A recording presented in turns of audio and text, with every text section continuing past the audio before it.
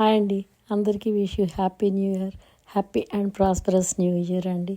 ఈ సంవత్సరం రాబోయే ఈ కొత్త సంవత్సరం అంతా కూడా మీకు కోరుకున్న విధంగా జరగాలని, మీకు అన్ని శుభాలు కలగాలని మనస్ఫూర్తిగా కోరుకుంటున్నానండి. ఈ న్యూ ఇయర్ సందర్భంగా నేను బ్రెడ్ హల్వా చేస్తున్నానండి. మా పిల్లలకి చాలా చాలా ఇష్టం అన్నమాట. ఇలా చేస్తే నేనైతే బ్రెడ్ ఆయిల్లో దేవనండి. అసలు ఎలా చేస్తానో మీరు చూడండి.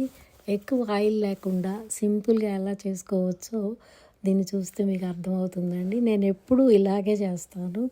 అంటే బ్రెడ్ నూనెలో వేసి మన గారెలు దేవేసినట్టు అలా తీయనండి. ఎందుకంటే పిల్లలకి వెగట అంటారు అలా అంటే. అందుకని నేనేం చేస్తానంటే, మీరే చూడండి, ప్రాసెస్లోకి వెళ్ళిపోదాము.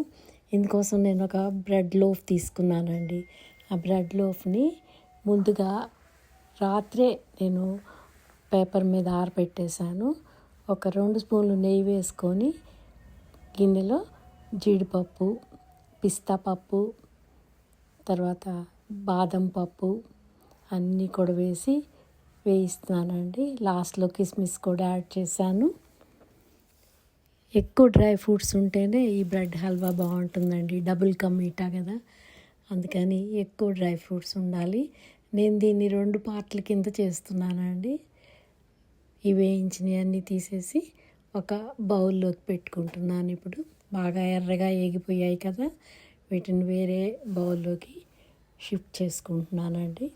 ఇది చాలా సింపుల్గా ఈజీగా చేసుకోవచ్చండి. ఈ ప్రాసెస్లో మనం ఎక్కువ ఆయిల్ కూడా పట్టదనమాట. ఇప్పుడు చూడండి, ఈ డ్రై ఫ్రూట్స్ పక్కకు పెట్టేసుకుందాం. అదే గిన్నెలో కొద్దిగా ఆయిల్ వేసుకుంటున్నానండి. నేను సన్ఫ్లవర్ ఆయిల్ ఇది.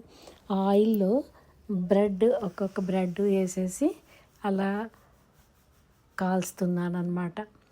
అంటే ఫ్రై లాగా అయ్యేట్టు బ్రౌన్ కలర్ వచ్చేట్టు వరకు అటు ఇటు టర్న్ చేసుకుంటూ నేను వేయించుకుంటున్నాను బ్రెడ్. అంతేగాని ఆయిల్లో అసలు తేవట్లేదండి. చూడండి, మీకే తెలుస్తుంది కదా.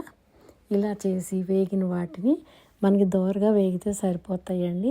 నేను ఆ ఎడ్జెస్ కూడా కట్ చేయలేదండి. ఎందుకంటే నేను ఎప్పుడు ఎడ్జెస్ కట్ చేయను, అవి కూడా బాగుంది అంటారు పిల్లలు.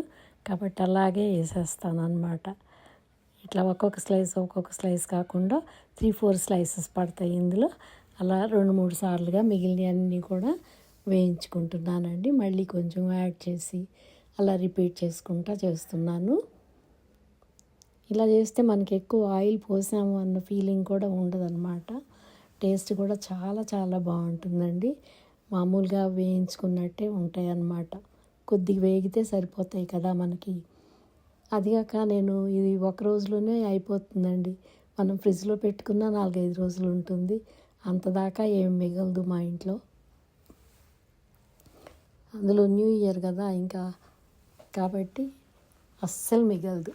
చూడండి, ఇలా కాల్చుకొని మనం పక్కకు పెట్టేసుకుందాం. అన్నీ తీసేసి అదే పద్ధతిలో మిగిలిన అన్నీ కూడా నేను కొంచెం ఆయిల్ యాడ్ చేసి కాల్చి తీసి పక్కకు పెట్టేసుకుంటున్నాను. ఇప్పుడు ఈ ప్రాసెస్ అయిపోయాక మనం దీనికోసం నేను షుగర్ వేస్తున్నానండి. 2 కప్పులు అన్నమాట. 2 కప్పులు షుగర్ వేస్తున్నాను. ఒక బ్రెడ్ లోఫ్కి 2 కప్పులు వేసానండి. మీరు ఒకవేళ స్వీట్ మీకు ఎక్కువ అవుతుంది అనిపిస్తే కొంచెం తగ్గించుకోవచ్చు. ఒక 200 ml వాటర్ పోస్తున్నానండి. మనం అసలు వాటర్ పాకానికి తక్కువ పోస్తాం, చాలా కొంచెం వేస్తాం. కానీ ఈ బ్రెడ్ హల్వాకి మాత్రం కొంచెం ఎక్కువే పోయాలండి. అందుకని నేను ఒక 200 ml వరకు వాటర్ పోసాను పాకం కోసం. ఎందుకంటే మనకు కొంచెం జ్యూసీగా ఉండాలంటే పాకం ఎక్కువే ఉండాలండి. ఇందులో ఇలాచీ పౌడరు వేసాను, 1 స్పూన్ వరకు వేసి బాగా కలుపుకుంటున్నానండి. ఇది పాకం తీగ పాకం రావాలండి. నేను చూపిస్తాను మీకు. ఈ పాకం చాలా తొందరగా చేసేసుకోవచ్చండి. మనం బ్రెడ్ ముందు రోజు నైట్ మనం ఆరబెట్టుకుంటే చాలా గట్టిగా అవుతుంది. చూడండి, పాకం అలా వస్తే సరిపోతుంది. ఇప్పుడు ఇందులో ఈ స్వీట్ అండి పిల్లలందరూ ఇష్టంగా తింటారు. నేను ఫుడ్ కలర్ అండి కొంచెం ఎక్కువ పడినట్టు అనిపించింది నాకు. మిల్క్లో కలిపేసి ఆ ఫుడ్ కలర్ కూడా వేశాను నేను ఈ పాకంలో. పాకం కూడా కొంచెం మరగనిచ్చేద్దాము. ఇది పాకం అయిపోయాకండి మనం పాలు నేను లీటర్ మిల్క్ తీసుకున్నానండి. 2 గిన్నెల్లో కాగబెట్టాను, హాఫ్ లీటర్. ముందుగా కొన్ని పాలు తీసుకొని సగం డ్రై ఫ్రూట్స్ ఇందులో వేసానండి. వేసేసి ఈ పాకంలో పోసి కలిపేసుకున్నాను. తర్వాత మిగిలిన డ్రై ఫ్రూట్స్ లాస్ట్లో యాడ్ చేస్తాను అన్నమాట. ఇప్పుడు మనం పాలు కాగబెట్టుకున్నాం కదండి, కొంచెం బాగా దగ్గరగా అయ్యేంత వరకు కాగబెట్టాను. ఒక్కొక్క బ్రెడ్ స్లైసు ఈ పాలల్లో ముంచి నేను పాకంలో వేస్తానండి. ఇది మాకు వంట చేసే ఒక ఆవిడ చెఫ్ చెప్పిందండి, ఇట్లా చేస్తే చాలా టేస్టీగా ఉంటుందమ్మా హల్వా అనేసి చెప్పింది, బ్రెడ్ హల్వా. అందుకని నేను అప్పటి నుంచి ఇదే ఫాలో అవుతానండి. ఇలా పాలల్లో ముంచేసి ఒక్కొక్కటి నెమ్మదిగా వేసేసి దానిలో ఇన్సర్ట్ చేస్తానన్నమాట పాకంలో. చాలా ఈజీగా అయిపోతుందండి. ఆ మిగిలిన బ్రెడ్ ముక్కలు కూడా నేను ఆ పాలల్లో వేసేసి మిగిలిన పాలల్లో ఆ పాలు కూడా పాకంలో పోసేసానండి. పోసి నెమ్మదిగా స్పూన్ తోటి ప్రెస్ చేస్తున్నాను.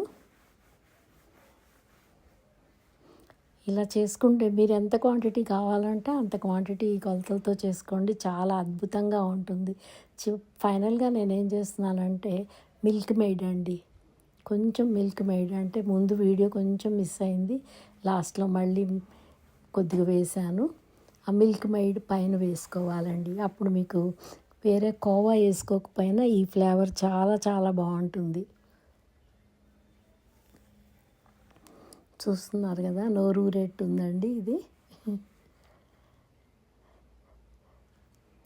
తర్వాత మనం డ్రై ఫ్రూట్స్ వేసుకొని గార్నిష్ చేసుకుంటే సరిపోద్ది. ఒక 2-3 నిమిషాలు స్టవ్ మీద ఉంచేసి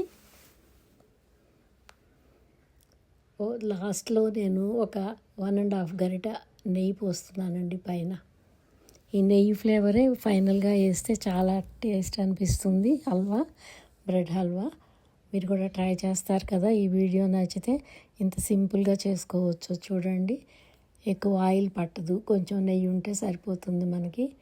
చాలా చాలా టేస్టీగా ఉందండి. ఈ ఫైనల్గా నేను ఇప్పుడు మిగిలిన డ్రై ఫ్రూట్స్ ఉన్నాయి కదా, అవి కూడా వేసేసి గార్నిష్ చేసుకుంటానండి. అంతేనండి, బ్రెడ్ హల్వా రెడీ అయిపోయింది. ఈ 2026లో మీరు కోరుకున్నవన్నీ జరగాలని మరొకసారి wish you happy new year all అండి.